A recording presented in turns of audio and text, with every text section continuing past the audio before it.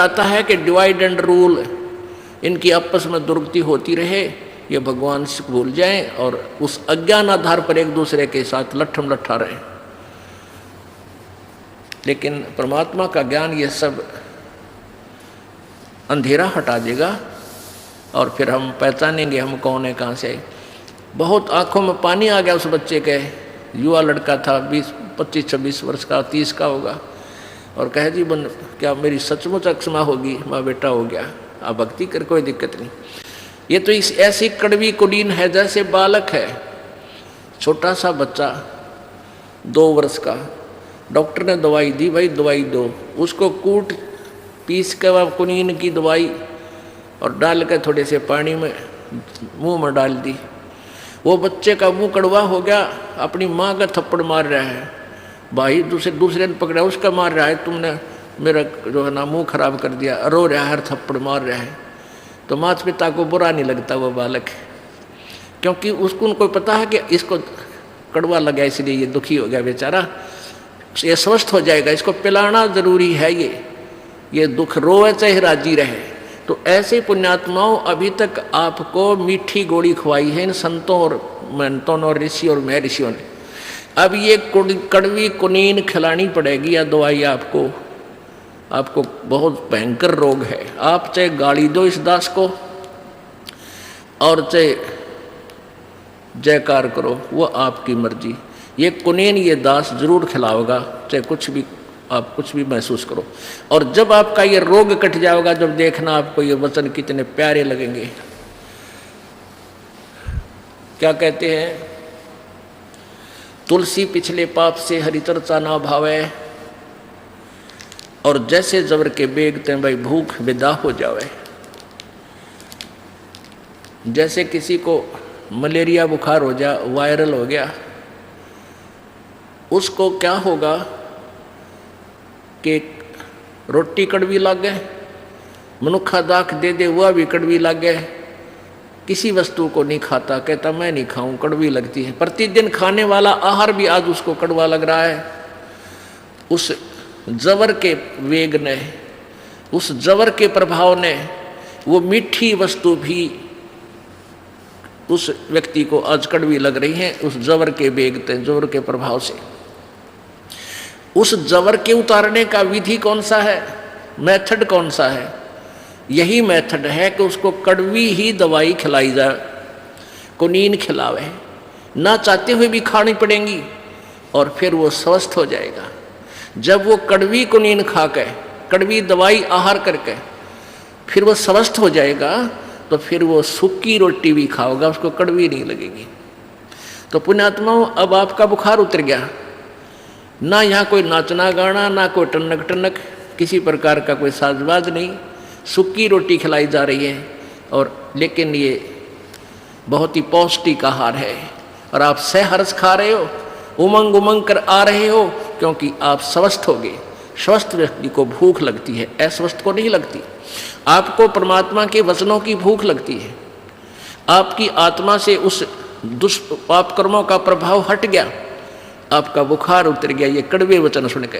तो ये कड़वे वचन ही आपको कुनीन का काम करके आपके अंतःकरण में निर्मलता लाएंगे, और फिर आपको ये वचन अमृत तुल लगेंगे, जो आज कड़वे लगेंगे, जो पहली बार सुन रहा था। तो परमात्मा ने क्या बताया है कि जैसे आप जी आम का पौधा लगाना चाहते हो, नर्सरी से पौधा लाए, उसको प्रॉपर, उसके बीजने का प्रॉपर तरीका कैसा है कि जड़ को, मूल को गड्ढा खोद के मिट्टी में जड़ को दबाएंगे, फिर जड़ की सिंचाई करेंगे, पूजा करेंगे, जल डालेंगे, खाद डालेंगे, फिर वो पौधा धीरे धीरे पेड़ बन जाएगा। तो टहनियों के फल लगेंगे, उस आम के पेड़ की टहनियों को फल लगेंगे। तो जैसे अक्षर पुरुष एक पेड़ है, निरंजन वा की डार, और तीनों देवा शाखा है ये पात्र संसार। अब जड़ की पूजा करने से, मूल मालिक पूर्ण परमात्मा को इष्ट मानकर भक्ति करने से आपके शुभ संस्कार बनेंगे, आपकी भक्ति रूपी पौधा बड़ा होगा, और आम का पौधा यानी भक्ति रूपी पौधा जब बड़ा होगा, आपके शुभ संस्कार बनकर ब्रह्मा विष्णु महेश के पास जाएंगे। ये तीनों देवता फिर आपको बिना मांगे आपका संस्कार घर बैठे देकर जाओगे। अब परमात्मा यही बताना चाहते कि तुम इस अध्यात्म ज्ञान से परिचित नहीं हो, इसलिए लड़ पड़ते हो। अब क्या बताते हैं परमात्मा, ये देखिएगा, एक भक्ति रूपी पौधा आम का कैसे बीजना चाहिए।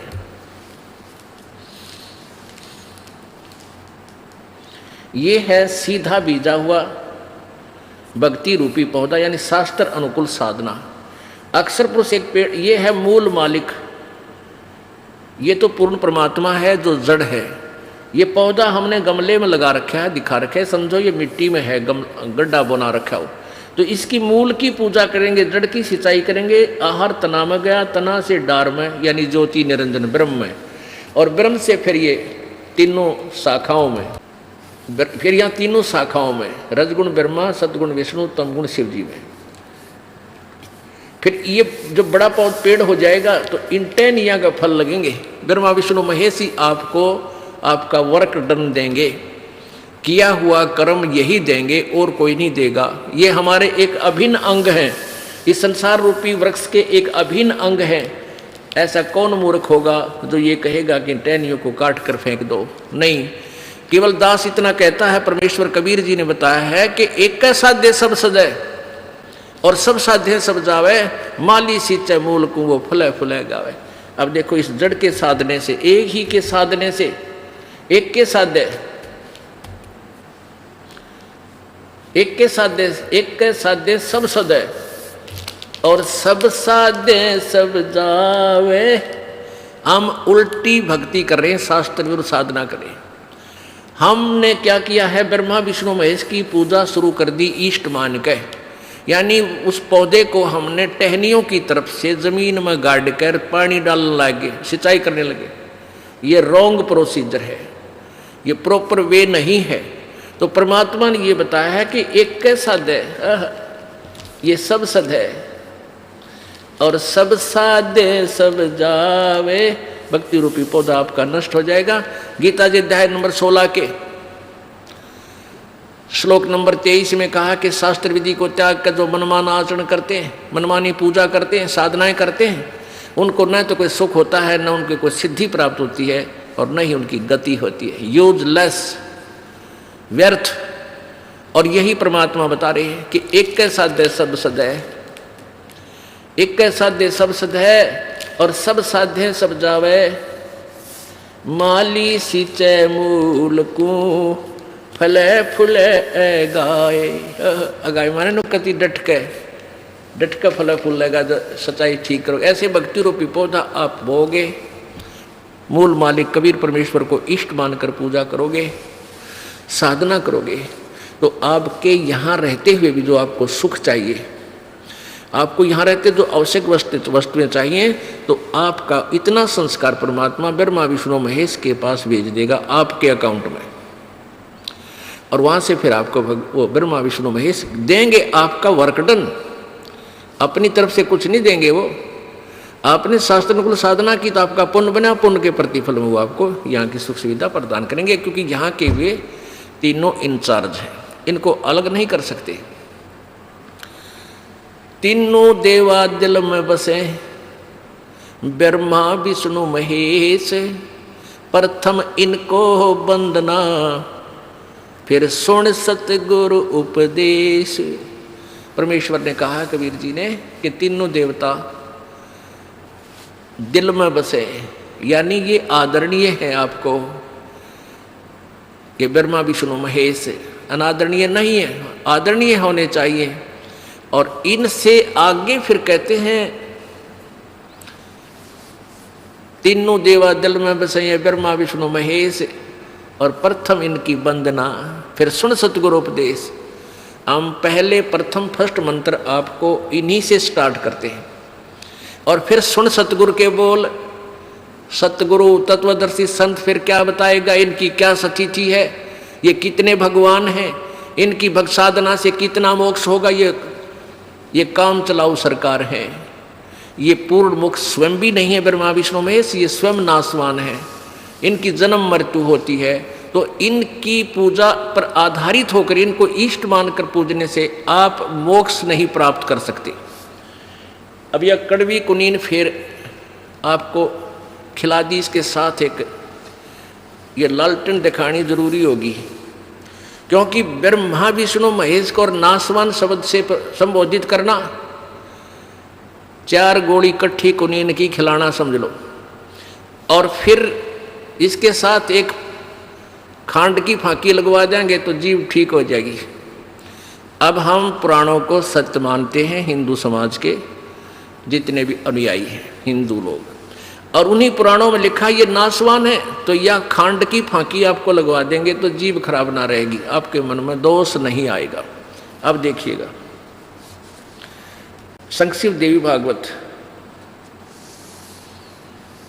गीता प्रेस गोरखपुर से प्रकाशित है, और गीता प्रेस गोरखपुर एक ऐसी ये संस्था है, इसके बारे में पूरे हिंदू धर्म को विश्वास है, ये ऑथेंटिक रिकॉर्ड है। ये देखिएगा, संपादक है हनुमान प्रसाद पोदार चिमनलाल गोस्वामी। केवल एक झलक दिखाएंगे आपको 123 पृष्ठ पे। ये देखिएगा 123 पृष्ठ,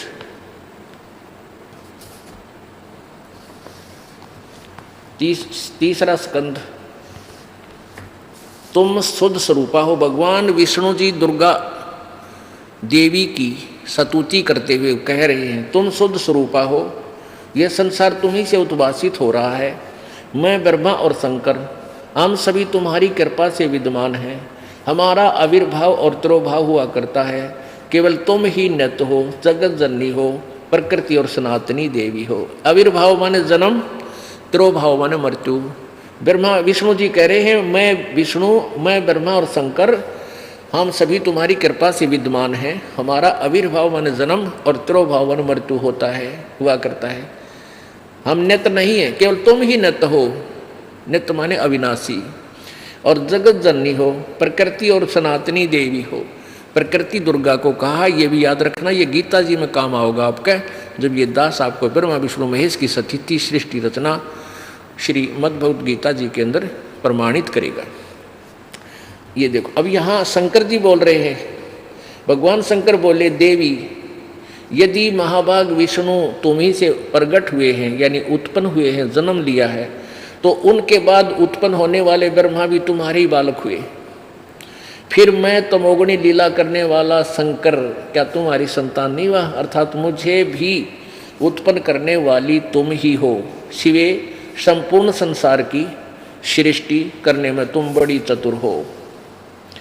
123 पढ़कर सुना रहा हूँ आपको। इस संसार की सृष्टि स्थिति और संसार में तुम्हारे गुण सदा समर्थ हैं। उन्हीं तीनों गुणों से उत्पन्न हम ब्रह्मा विष्णु एवं शंकर नियमानुसार कार्य में तत्पर रहते हैं। अब इससे कितने कंसेप्ट क्लियर हो गए? पहले तो ये हुआ कि ब्रह्मा विष्णु महेश नासवान है, इनकी जन्म मृत्यु होती है। दूसरा ये हो गया कि दुर्गा इनकी माता है, इससे इनका जन्म हुआ है। और तीसरा ये होगा कि रजगुण ब्रह्मा है, सतगुण विष्णु, तमगुण शिव जी। तो गीता जी अध्याय नंबर 15 के श्लोक नंबर 1 में, 2 में और 3, 4 में यही स्पष्ट किया है कि ऊपर को जड़ वाला और नीचे को ये तीनों गुण रूपी शाखा वाला, ये संसार रूपी वृक्ष है।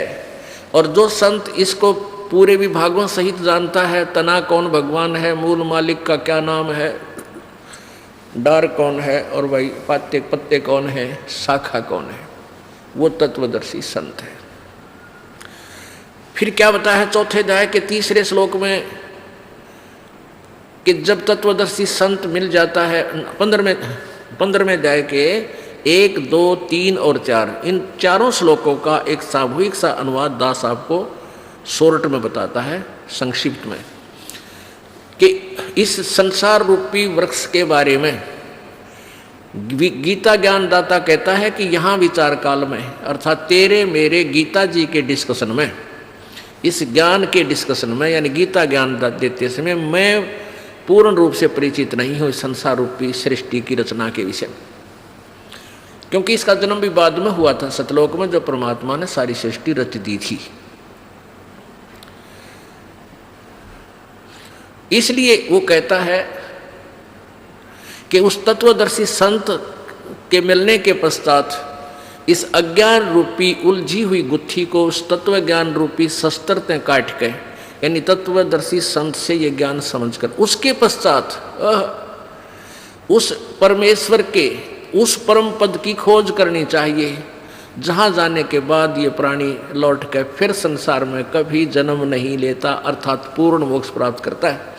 और जिस परमेश्वर ने संसार रूपी वृक्ष के ये प्रवृत्ति विस्तार को प्राप्त हुई, अर्थात जिसने सारे ब्रह्मांडों की रचना की है, गीता ज्ञानदाता कहता मैं भी उसी की शरण में हूं।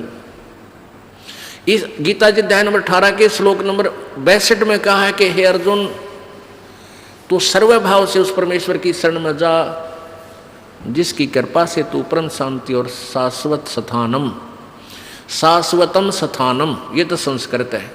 शाश्वत माने सदा रहने वाला, सनातन सबसे पहले वाला और सदा रहने वाला, अविनाशी अचल। और स्थान माने धाम कहो, स्थान कहो, लोक कहो, हम उसे सतलोक कहते हैं। यजुर्वेद अध्याय नंबर 5 के मंत्र नंबर 32 में इसको रत धाम कहा है। रत माने सत्य, धाम माने लोक को, चाहे स्थान को, कि वो कबीर परमात्मा रत धामा शवर ज्योति रत धामासी, वो स्वयं प्रकाशी सतलोक में रहता है, सतलोक वासी है, सतलोक वाला है, सतलोक का मालिक है। अपने आत्मा गीता जी अध्याय नंबर 18 के श्लोक नंबर 66 में, गीता जी अध्याय नंबर 18 के श्लोक नंबर 66 में एक निर्णय दिया है। जैसे गीता जी अध्याय नंबर 8 के श्लोक नंबर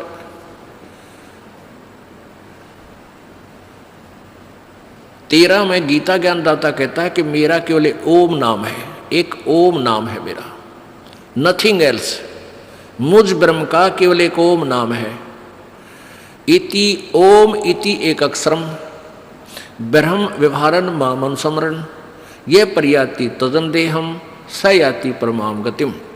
या तो है संस्कृत, इसका अर्थ ये है कि मुझ ब्रह्म का, गीता ज्ञानदाता कहता है माम ब्रह्म, मुझ ब्रह्म का एक ओम अक्षर है, यह एक ओम अक्षर है, नथिंग एल्स, उच्चारण करके स्मरण करने का, और जो अंतिम श्वास तक इसका स्मरण करता रहता है वो मेरे वाली, मुझसे मिलने वाला लाभ, मेरे वाली गति को, परम गति को प्राप्त होता है। गीता जी अध्याय नंबर 8 के श्लोक नंबर 5 और 7 में गीता ज्ञानदाता कहता है कि मेरी भक्ति करेगा तो मुझे प्राप्त होगा। फिर गीता जी अध्याय नंबर 8 के ही श्लोक नंबर 1 में अर्जुन ने पूछा है कि परमात्मा आपने गीता अध्याय नंबर 7 के श्लोक नंबर 29 में जो कहा है कि उस तत्परम को और अध्यात्म, पूरे अध्यात्म ज्ञान को जब तत्वदर्शी संत से सुनकर परिचित हो जाते हैं, वो व्यक्ति केवल जरा और मरण से छूटने का ही प्रयत्न करते हैं। जरा मरण, जरा माने मृत्यु और मरण, जरा माने बुढ़ापा और मरण माने मृत्यु। वो केवल जन्म और बुढ़ापे तय, मृत्यु और बुढ़ापे से छुटकारा पाने की चेष्टा करते हैं उस तत्वदर्शी संत के ज्ञान से परिचित होने के बाद। तो गीता ज्ञानदाता अर्जुन ने पूछा 8वें अध्याय के एक श्लोक में कि वो कौन है फिर तत्ब्रह्म। गीता ज्ञानदाता ने 8वें अध्याय के 3रे श्लोक में कहा है कि वो परम अक्षर ब्रह्म है। ओए होए। तो यहाँ 8वें अध्याय के 5 और 7 में गीता ज्ञानदाता अपनी साधना को कहता है। फिर गीता अध्याय नंबर 8 के ही 8, 9, 10 3 श्लोकों में उस परम अक्षर ब्रह्म, उस दिव्य पुरुष, उस मूल मालिक की साधना को कहता है। उसकी साधना का मंत्र 17वें अध्याय के 23वें श्लोक में कहा है कि ब्रह्म ओम तत्सत इति निर्देश है, ब्रह्म ने त्रिविध समर्थ है। ओम तत्सत इति निर्देश है ब्रह्म ने मन सच्चिदानंद घन ब्रह्म यानी परम अक्षर ब्रह्म की साधना का ओम तत्सत ये एक निर्देश है, फाइनल ऑर्डर है, नथिंग एल्स। और जो उसकी भक्ति करता है उसको प्राप्त होता है। अब उसको प्राप्त होने की कौन सी विधि है? गीता जी अध्याय नंबर 18 के श्लोक नंबर 66 में कहा है कि सर्वधर्मान परित्यज्य माम एकम शरणम व्रज अहम तवा सर्व पापे भा मोक्षामि मा शुच। अब गीता ज्ञानदाता कहता है जैसे ओम मंत्र, ये तो ब्रह्म का क्लियर कट, और तत् ये परब्रह्म का है, ये सांकेतिक मंत्र है, ये नहीं बताया जाता किसी को, ओनली उपदेशी को ही ये दास बताएगा। और इस दास के अतिरिक्त कोई भी इस पृथ्वी पर इस मंत्र का दान करने का अधिकारी नहीं है। अगर कोई इस दास से उपदेश लेकर एक दो दुष्ट आत्मा इस कार्य में लगी हैं, उनसे जो उपदेश लेता है वो डुप्लीकेट पासपोर्ट समझ लो वो बना रहे हैं, फिर दोनों दोषी होंगे भगवान के दरबार में। तो इस तत्व का जो मंत्र है ये ब्रह्म का अक्षर पुरुष का है, वो सांकेतिक है, दास बताएगा। और सत जो है वो सार नाम है, ये दास बताएगा, वो पूर्ण ब्रह्म परम अक्षर ब्रह्म का मंत्र है। इन तीनों मंत्रों के जाप की कमाई के बल से, भक्ति के बल से हम सतलोक जाएंगे। तो गीता ज्ञानदाता 18वें अध्याय के 66वें श्लोक में कहता है कि सर्वधर्मान परित्यज्य माम एकम शरणम व्रज। इन अनाड़ियों ने जिन्होंने आज तक गीता जी का अनुवाद किया वो पूरा झूठा किया है, गलत किया है। व्रज माने जाना होता है, और उन्होंने व्रज का अर्थ आना किया है, क्योंकि उनको पता नहीं था, वो श्री कृष्ण से ऊपर कोई भगवान नहीं मानते थे। अब इसका क्या अर्थ बना है? गीता ज्ञानदाता ब्रह्म बोल रहा है कि मेरे सतर की जो धार्मिक क्रिया साधनाएं हैं, सर्व धर्मान प्रीतज माम, मेरे सतर की जितनी भी तूने साधना, जैसे ओम मंत्र का जाप और ये पांचों यज्ञ जो आपसे यहाँ कराई जा रही है, एक यज्ञ धर्म की जो है धर्म भंडारा चला दिन रात अखंड, मालिक का सदा व्रत चल रहा है। इसमें जो सहयोग देता है, कोई 10 रुपये, कोई 2 रुपये, कोई 50 रुपये, कोई लाख रुपये, तो उसका धर्म यज्ञ। और ये ऊपर शेड बना रखा, पंखे ला रखे, मैट बिछा रखे, रजाई मंगा रखी, ये धर्म यज्ञ है। और दूसरी यज्ञ ध्यान, जब यहाँ आते हो तो मालिक याद आता है, ना तो संसार में भगवान नहीं याद आता शीघ्र सी। और तीसरी यज्ञ हवन की, यहाँ जोत जगह है परमात्मा की, अखंड हवन। हवन पुण्यात्माओं, जैसे अभी तक आपने देखा ये ऋषि लोग गेर का लकड़ क्यों कह के घर तक जा था, राजाओं ने पटा लिया करते, धनिया ने उन्हें कह दे अच्छा हवन करो, वहाँ गेर के 2-3 धड़ी लकड़ी और ठोके जा दे लोटे भर वर्गी के स्वाहा स्वाहो पाटो पकड़े। अब उसमें क्या था दोस्त, वो अच्छी बात है हवन करना, लेकिन वो तरीका प्रॉपर नहीं। न्यू कारण अंधा न्योतर 2 बुलावे, अगर अंधे का निमंत्रण दोगे 2 आवेंगे एक की बजाय। तो कहने का भाव ये था कि वो ऋषि लोगों को हम क्यों बुलाया करते, क्योंकि हम अनपढ़ थे, उन्होंने अपना फायदा उठाया कि केवल एक ब्राह्मण ही पढ़ने का अधिकारी है, तुम अपना धंधा पीटो, जिसका जिसा काम है। परमात्मा ने ये कहा कि देखो भगवान की भक्ति प्रत्येक व्यक्ति कर सकता है और प्रत्येक ही शिक्षित होना चाहिए, ये गलत कर रखा था इन्होंने। तो अब आप सारे शिक्षित हो गए। अब मालिक ने जो खेल खेला है, ये समय इंतजार किया है कि अब अपनी प्यारी आत्माओं को अपनी महिमा में अब बताऊंगा और सारे सबका समझ में आवेगी। अब आप सभी शिक्षित हो गए और सभी को मंत्र ये परमात्मा की वाणी याद होगी। छोटे छोटे बच्चा के पूरी आरती याद हो रही है भगवान की वाणी की। अब एक रुई, एक 1.5 ग्राम 2 ग्राम रुई लगेगी, एक जोत बना दे, खड़ी जोत लगा दी, उसमें घी डाल दिया जितने आपकी इच्छा है, एक कटोरा भर दे, सारे दिन जलाए, तो उसमें वो घी उसमें डाल दिया और हम अपना मंत्र वाणी सुबह नित्यनेम करें, दोपहर रमैणी करें, शाम में संध्या आरती करें। ये भगवान की वाणी भी हम बोलते रहते हैं, तो वो भी हवन हो रहा है। उस लकड़ियों वाले हवन की तुलना में ये हवन श्रेष्ठ है, क्योंकि इसमें आप एक 100 ग्राम रुई में 1 क्विंटल घी हवन कर सकते हो। उसमें घी, उसकी जोत ने जलन नहीं दी, उसमें डालने जावे घी 100 ग्राम जोत में 1 क्विंटल घी हवन कर सकते हो आप। और लकड़ियाँ में 1 क्विंटल घी हवन करने के लिए कम से कम भी 20 किलो तक कम से कम लकड़ी जला देते हो। तो उन लकड़ियों के जलने से कार्बन डाइऑक्साइड अधिक होती है। उस 2 धड़ी यानी 20 किलो लकड़ी समाप्त की जलने की तुलना में एक 100 ग्राम रुई की का प्रदूषण उससे कई हजार गुना कम होगा। तो हमने ये अपनाना है। तो हम अपना हवन डेली करें हैं। अब क्या करा करते, कोई मृत्यु होगी, बुलाओ गुरुजी ने और हमारा हवन करियो 2 दिन 4 दिन। वो 2 दिन के हवन में किला टूट गया। रोज करो हवन अपना, एक जोत लगा दे, सुता उठ के हाथ पैर धो ले, नहान का ना फुर्सत मिले, कोई जरूरी ना होती नहाना। इसमें नहाए धोए क्या भ्याज है, मन का मैल ना जाए और मीन सदा जल में रहे, धोए बांस ना जाए। अंदर से अंतःकरण साफ हो, हाथ पैर जरूर धो ले, क्योंकि धार्मिक वस्तुओं के हाथ लगाने। और जोत ला दे, अपना मंत्र करता रहे, काम करता रहे, अपनी आरती बोल ले, जा नित्यनेम भी कर ले, रोटी पोए जा, नित्यनेम चलता रहे। आजकल तो आधुनिक बहुत से उपकरण हो गए हैं, वैसे भी याद हो जाते हैं कुछ दिनों में। और नहीं बैठ कर अपनी किताब लेकर वह पढ़ ले। अब हवन हो गया तो हम अपना काम आप करेंगे। जो बात बनेगी, किसी के बच्चा हो जाता था तो उसने क्या कहा करते, 7 दिन तक तुम, जैसे पहले ज्योति तो सभी जलाते थे, तो क्या कहते थे, 7 दिन ज्योत नहीं जलानी तुमने, 13 दिन। वो तेरा गजब हुई हो, 13 दिन रोटी नहीं खाते या तुम और काम ना करते। और किसी की मृत्यु हो जाती है उसमें भी ऐसे कहा करते थे। जैसे जन्म होने पर तो वो जब तक वो छठ ना होती इतने कहा करते, मृत्यु के बाद कहते हैं 13 दिन तक आपने कोई धार्मिक क्रिया नहीं करनी। अरे तेरा गजब हुई हो, परमात्मा रोटी रोज खा रहे हो, किसी दिन भी ना छूटती, ठीक है। कोई प्रिय की मृत्यु हो जाती है, रो पीट के दोपहर तक ना खाओगा, शाम में खानी पड़ेगी, रो पीट के रोटी खानी पड़ेगी।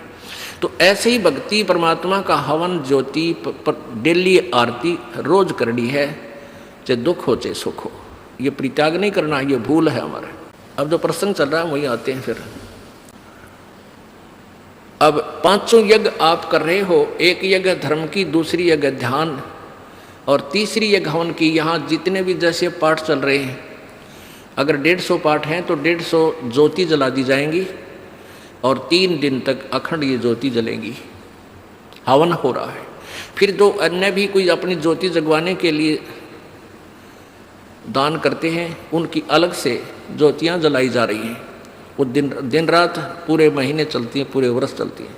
तो ये एक तीसरी यज्ञ हवन की, चौथी यज्ञ प्रणाम और 5वीं यज्ञ ये तत्व ज्ञान की। इन 5 यज्ञों और ओम नाम के मंत्र की कमाई को हम इस ज्योति निरंजन के पास छोड़ देंगे। हम क्या करते रहे, हम पहले ओम नाम का जाप करते, ये 5 यज्ञ करते, उसका फल हम स्वर्ग महास्वर्ग ब्रह्मलोक में जाकर नष्ट कर देते, ये पुण्य। फिर पाप के लिए नरक में जाते, फिर 84 लाख योनियों में धक्के खाते। अब परमात्मा से हम की वाणी से हमें ज्ञान हो गया कि इस कमाई को हम वेस्ट नहीं करेंगे। हम यहाँ कोई मंत्री बनेंगे, ना हमने मुख्यमंत्री बन के हो सकता, ना प्रधानमंत्री, ना इंद्र की पदवी हमें नहीं चाहिए। इंद्र दा राज काग दा बिष्टा, इंद्र स्वर्ग का राज भी हमारे लिए काग की बीट तुल हो जाना चाहिए। यदि आप सतलोक जाना चाहते हो और तुम्हारे सरपंच की पीपी दर बैठो है तेरा, फिर किसे भगत तुम?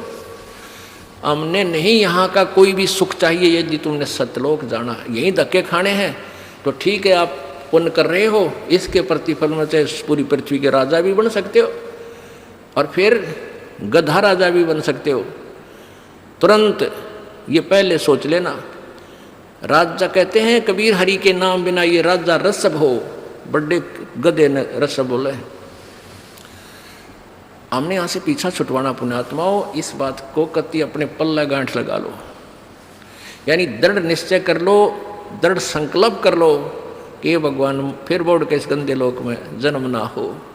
हृदय में एक ऐसा हेट बने और वहाँ की इसी उमंग बने, सतलोक जाने की। जैसे बालक बच्चे ने कह दे कि तेरे मामा का ब्याह है माँ कहती है भाई चल वहाँ चलेंगे, तो कई दिन पहले कूदन लग जाया करें बच्चे, मम्मा को जाऊँगा, मम्मा को जाऊँगा। तो ऐसे ही हमने सतलोक जाने की उमंग भर जानी चाहिए। अगर आपके हरदम ये पक्की दस जाती है कि वहाँ सतलोक है, वो सच्चा सुख सतल है, हमारा मूल स्थान वहाँ है, हमारे वहाँ पहले के कुछ साथी भी वहाँ रहे हैं जो हमारी की तरह बेवकूफ़ ना बने।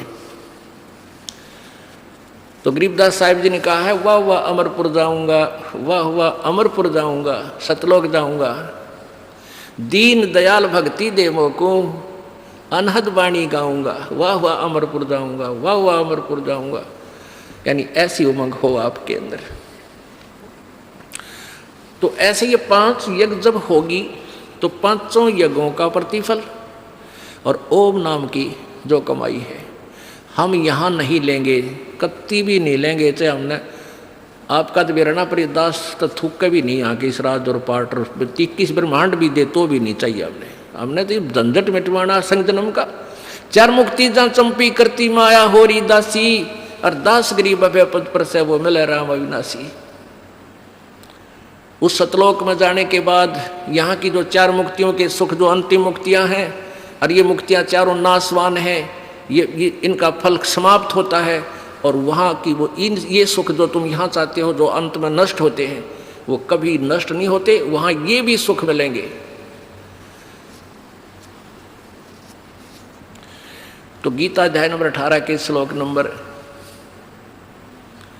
66 में कहा है, जो 62 में कहा ना जिस उस परमेश्वर की शरण में जा, तो 66 में कहा कि यदि तुम उसकी शरण में जाना है तो सर्व धर्मान परित्यज माम, मेरे सतर के सारी धार्मिक अनुष्ठान का फल मुझे छोड़। परित्यज यानी छोड़ या मेरे पास दे दे, मैं तुझे, क्योंकि जैसे हमने किसी का ऋण ले रखा है तो ऋण, और हमें बंधुआ मजदूर बना रखा है उसने, हम उसका ऋण दे जाएंगे, वो हमें बंध से मुक्त कर देगा। तो ये कहता है कि मेरे सतर के जो तूने यहाँ सैर सपट्टे करे हैं मेरे लोक में, वो किराया दे मेरा। और फिर तू एकम शरणम व्रज, एकम माने जिसके बराबर दूसरा ना हो, अद्वितीय, उस अद्वितीय भगवान उस पूर्ण परमात्मा की शरण में जा, फिर मैं तुझे सब पापों से मुक्त कर दूंगा, तू चिंता मत कर।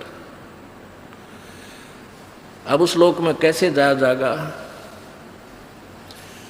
होले सुहागण सुरता त्यारे, मालिक घर जाना है तू तो।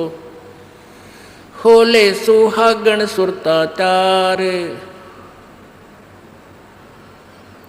उस मालिक के घर में कैसे जाना है? तेरे कोटी में झांक सुरता,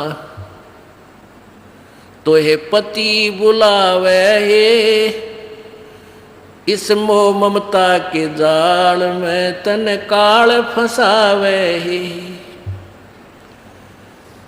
गीता जी अध्याय नंबर 17 के श्लोक 23 में ओम तत्सत जो बोला है, तो हम क्या करेंगे? ओम नाम की सारी साधना, जप और 500 यज्ञ की गेठड़ी।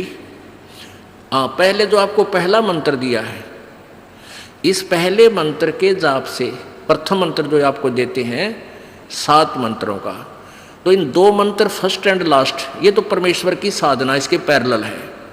ये इसलिए दिया जाता है कि जैसे आपको पहला मंत्र दे दिया और प्रथम मंत्र जो दिया जाता, हो सकता है महीने 2 महीने 6 महीने में आपका विश्वास रहे को ना, और आपकी मृत्यु का समय आ गया तो आपकी टिकट कटने की बात है।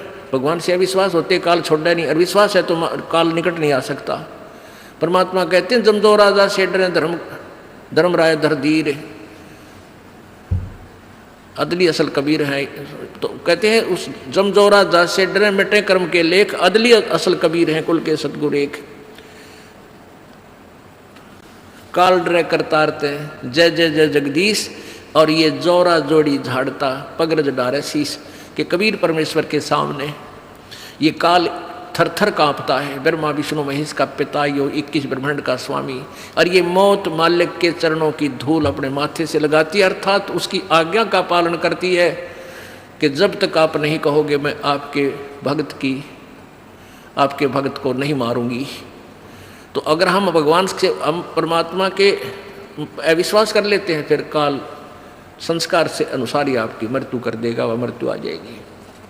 जब लग हंसा हमारी आना और काल लगे ना तेरा बाणा। जब तक ये प्यारी आत्मा, परमेश्वर कबीर जी कहते हैं कि जब तक ये हंस, ये प्यारी आत्मा मेरी आन कान में, मेरी मर्यादा में रहेंगे, नियम भंग नहीं करेंगे, तो काल तेरा तीर नहीं लग सकता, तो इनको मार नहीं सकता, इनको बर्बाद नहीं कर सकता। तो क्या बताया है कि ये दो मंत्र हैं, फर्स्ट एंड लास्ट। यह कमाई पैरेलल चल रही है उस परम पिता की, ये भी उसकी कमाई है। और बीच के जो मंत्र हैं, एक गणेश जी जैसे मूल कमल के खोलने का वो मंत्र है, और इन कमलों के ऊपर इन ब्रह्मा विष्णु महेश दुर्गा और गणेश इनका अधिपत्य है। हमने इनके लोक में रहकर हम निर्धन हो गए, इनसे कर्जा ले लिया, हमने इनका कर्जा लौटाया नहीं, तो इन्होंने सब सुविधाएं बंद कर दी। जैसे हम विदेश चले जाते हैं, विदेश जाकर के हमने कोई फैक्ट्री वगैरह लगा ली, फैक्ट्री ठीक ढंग से हमने चलाई कोई ना, तो वहाँ सरकार से लोन ले लिया, और उधर से जब हमने वो टेलीफोन का बिल नहीं भरा, टेलीफोन कनेक्शन कट गया, बिजली का नहीं भरा, बिजली कनेक्शन कट गया, पानी का नहीं बिल भरा, पानी का कनेक्शन कट गया, तो हम दूने दुखी हो गए। तो उसका क्या, हम आना चाहते हैं स्वदेश, उसका तरीका है कि वहाँ कोई आपका एक ऐसा गारंटर बनाए जिससे सरकार स्वीकार करे, और वो गारंटर फिर आपका सभी सुविधाएं आपकी चालू करवाओ फैक्ट्री की, फिर आप कमाई करके उनका ऋण उतारो, तब स्वदेश आया जाएगा, नहीं तो नहीं आ सकते। तो ये पहले हम यहाँ विदेश आए हुए हैं, हम स्वदेश जाना है। कहाँ? सतलोक में। ये पृथ्वी हमारा विदेश है, ये काल का लोक है, यहाँ हमारी सारी सुविधाएं डिस्कनेक्ट हैं। अब ये बीच के जो 5 मंत्र, इनकी कमाई से ये दास आपका गारंटर बनेगा, और फिर ब्रह्मा विष्णु महेश आपकी वो सुविधाएं फिर प्रारंभ कर देंगे। आपने किस्तों के अंदर इनका वो लोन उतारना है। तो इस प्रथम मंत्र से आपको इनके साथ साथ इसलिए परमात्मा ने एडिशन खुराक दे रखी है, एडिशनल, कि कहीं बीच में गड़बड़ कर भी जाओ, आप बालक हो जाती है, समझ ना आती इतनी, तो मृत्यु भी होगी। तो इन 2 मंत्रों के प्रभाव से फर्स्ट एंड लास्ट के आप तुरंत मनुष्य जन्म पाओगे, और फिर शुरुआत हो जाएगी भक्ति की। तो ये 5 बीच के मंत्रों से तो हम जैसे मूल कमल, फिर स्वाद चक्र ब्रह्मा जी वाला, मूल चक्र गणेश जी वाला, नाभि चक्र विष्णु लक्ष्मी जी वाला, फिर हृदय कमल शंकर जी वाला, और कंठ कमल दुर्गा वाला, ये खुल जाएगा। खुल जाने का मतलब है आप लोन फ्री होगे इस मंत्र के जाप तय। जब यहाँ से आप चलोगे, त्रिकुटी एक इंटरनेशनल एयरपोर्ट समझ लो, अंतर्राष्ट्रीय हवाई अड्डा है, और वहाँ पहुँचने से पहले तो आपने बहुत कुछ कागज़ कंप्लीट करने पड़ेंगे। जैसे राधा स्वामी वाले ठेका ले रहे हैं सतलोक का, और ये कहते हैं हम नहीं मानते गीता और वेदों के, हमारे गुरु महाराज ने जो ज्ञान बता दिया वो फाइनल है हमारे लिए, वो गीता और वेदों से उत्तम है। और वो कहते हैं हमारे गुरु जी तो सीधा त्रिकुटी से प्रारंभ करते हैं, हम तो त्रिकुटी पर जाते हैं, हमने नीचे से कुछ लेना देना नहीं।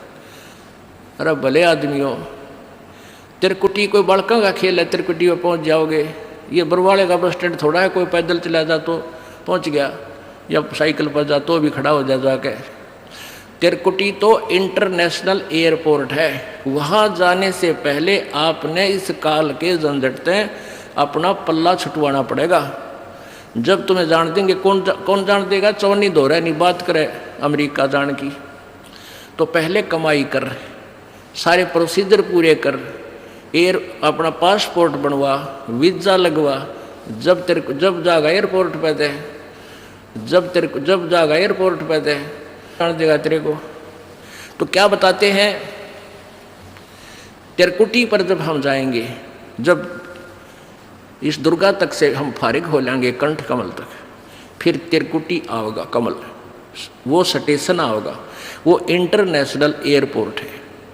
अब वहाँ से जिसने जहाँ की साधना कर रखी है, स्वर्ग की या महास्वर्ग की या कोई और अन्य देवी देवता ब्रह्मा की या विष्णु की, वहाँ से उनको वहाँ की टिकट बनाकर तुरंत बैठा दिया जाता है, गोली हो।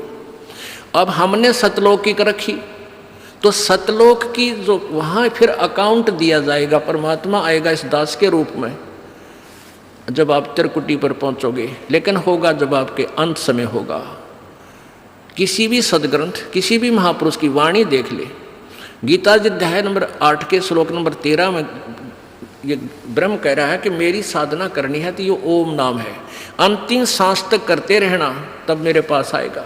ऐसे परमेश्वर कहते हैं राम नाम रटते रहो जब तक घट में प्राण, और कदे तो दीन दयाल के भनक पड़ेगी कान। अंतिम श्वास तक जाप ही करते रहना, इसकी सिमरण करते रहना कमाई का।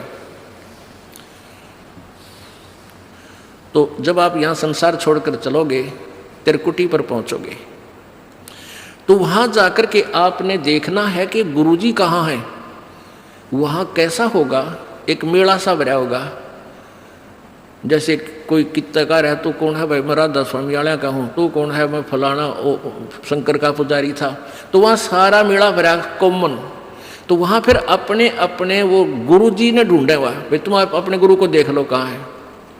वो नकली होगा तो को पाओ को जा, और असली गुरु उनके भी होंगे तो वो आगे खड़े पाओगे ना, वो सीधे नरक में टाल दिए जाते हैं। तो वहाँ आपने गुरुजी को देखना है, तो वो परमेश्वर इस दास के रूप में आपको उस एयरपोर्ट त्रिकुटी पर मिलेगा।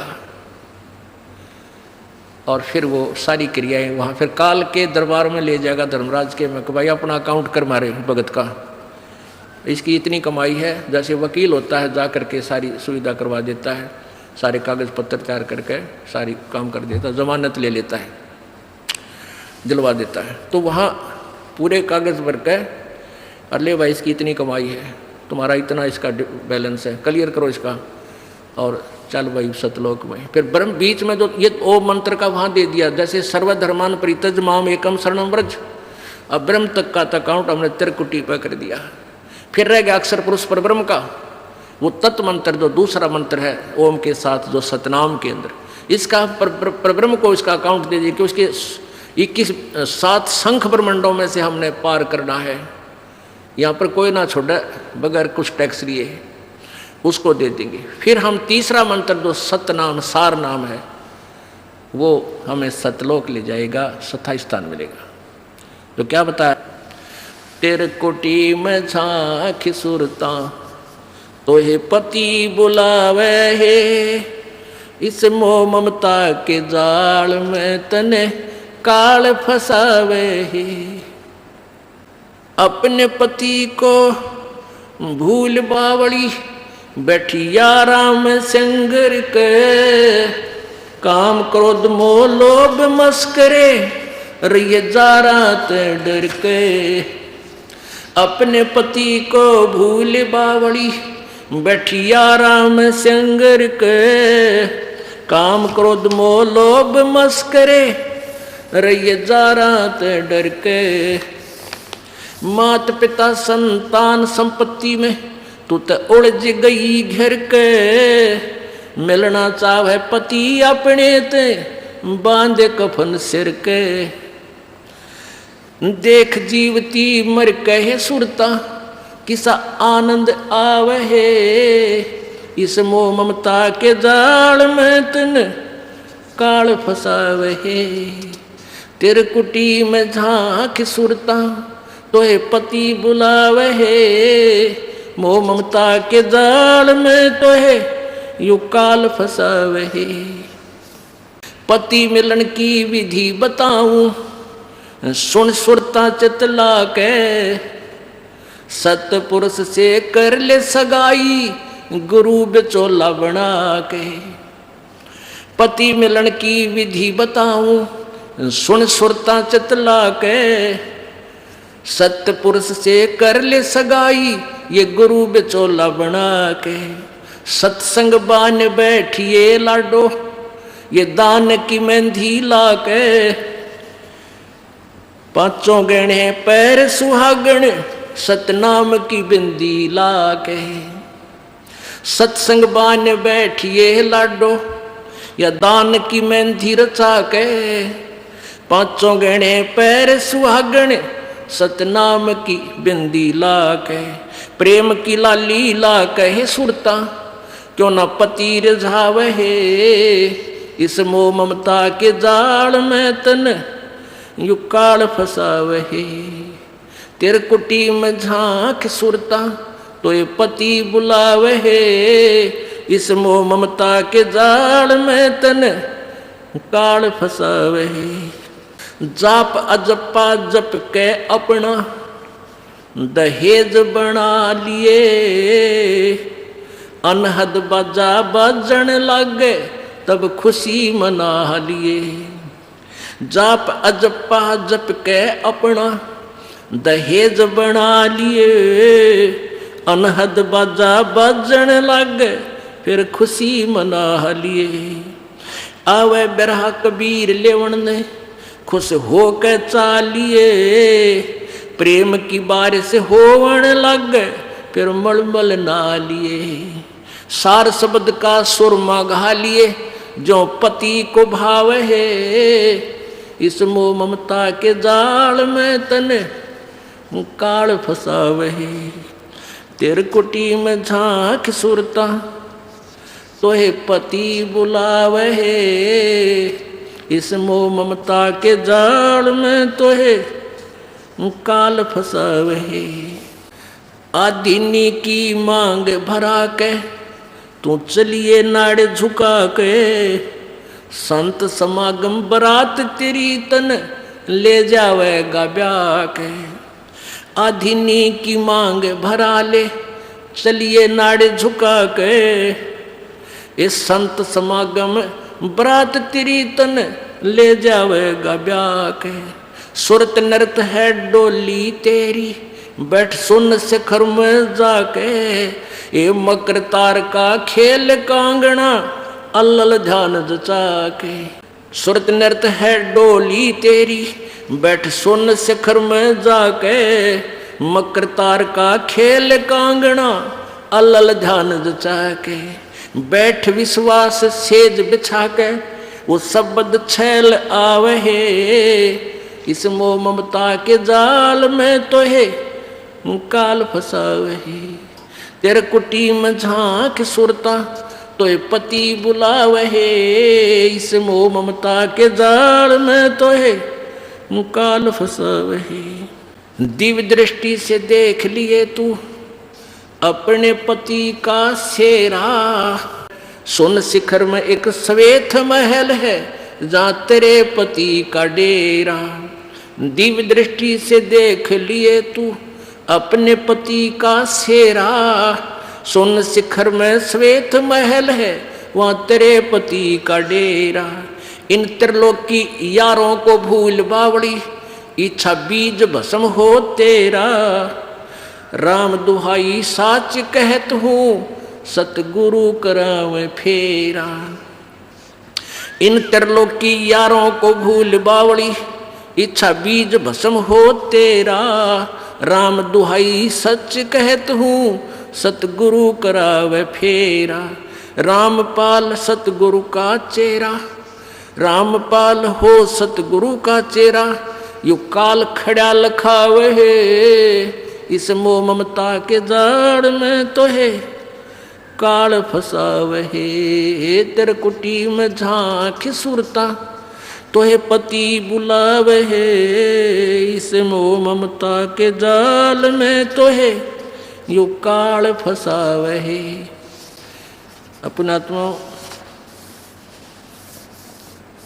ये वही दवाई है जो थोड़ी सी बूरा में डाल कर दी जाती है। ये वही ज्ञान है जो परमात्मा ने बताया है। इस शब्द यानी पद्य भाग में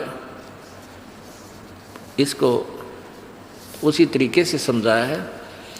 क्या बताया है कि त्रिकुटी में झांक सुरता तो है पति बुलावे है, इस मोह ममता के जाल में यू काल फंसावे। आप दूसरे एक दूसरे में फंसे बैठे हैं, ये मेरा बेटा है, ये बेटी है, रिश्तेदार है, ये कार है या कोठी है, ये बहन है।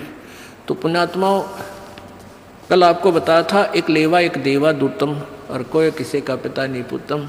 ऋण संबंध जुड़ा एक ठाठा अंश ने सब 12 बाटा। ठीक है, जब तक हमने ये देख लो कि हम सफ़र कर रहे हैं,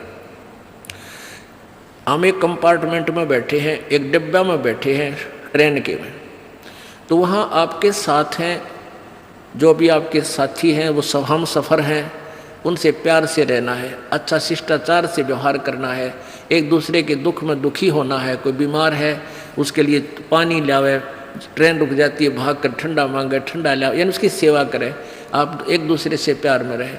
और जिसका जहाँ स्टेशन आता जाएगा वो उतरता चला जाएगा। तो ये संसार, अब हम सफ़र में हैं सभी, और एक कंपार्टमेंट हमारा एक परिवार है।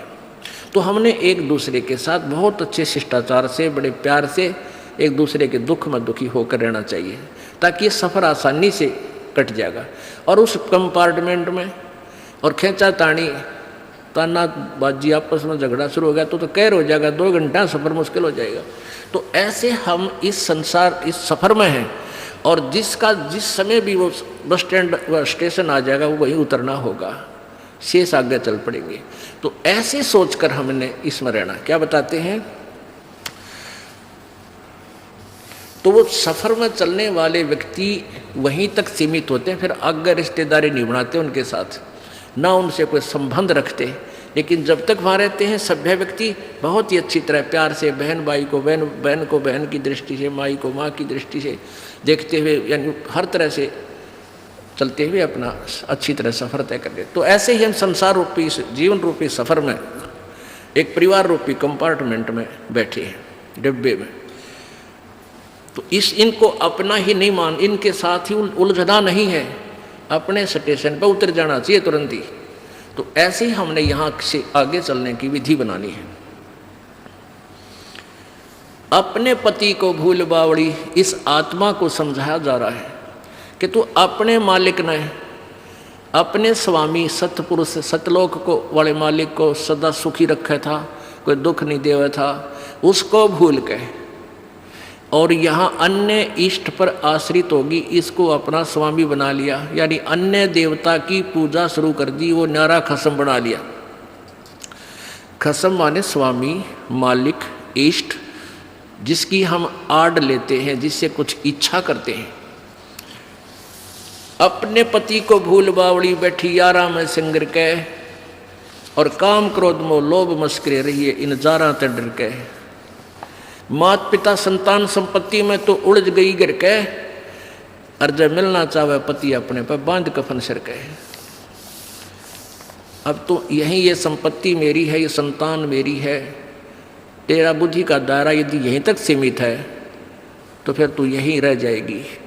ये कौन है, ये मालिक के बच्चे हैं, आपके संस्कारवश आपको सेवा दी है इनकी। माता पिता ने अपना रोल करना चाहिए जो माता पिता का होता है, पिता पुत्र ने, पुत्र वधू ने भी अपना रोल करना चाहिए जो पिता और माता के प्रति उसका कर्तव्य बनता है। तो ऐसे हमने अपनी भूमिका को अच्छी तरह सुचारू ढंग से निभाना है, तभी हम यहाँ भी सुखी रहेंगे और सतलोक भी चले जाएंगे। अब देखा कैसे करते हैं, जैसे कोई मित्र और उसकी पत्नी आ जाते हैं मिलने के लिए, तो हम क्या करते हैं, मित्र को भी पूरा रिस्पेक्ट देते हैं, आओ आओ भाई साहब यहाँ बैठो। उनकी पत्नी आती है, आओ बहन जी, आओ बहन जी बैठो, और प्लेट ले आवे, सब्जी आप ठट्ठा के ले आवे, ले खाना खाओ, है बिस्कुट खा लो, चाय पी लो, कितना प्यार देते हैं। और अपनी पत्नी ने खुरकावा है, गुड़की गाल है तो, और दूसरे की पत्नी को कितना प्यार से बोल रहे हो। तो क्यों ना हम अपने घर में भी ऐसा ही माहौल बना लें।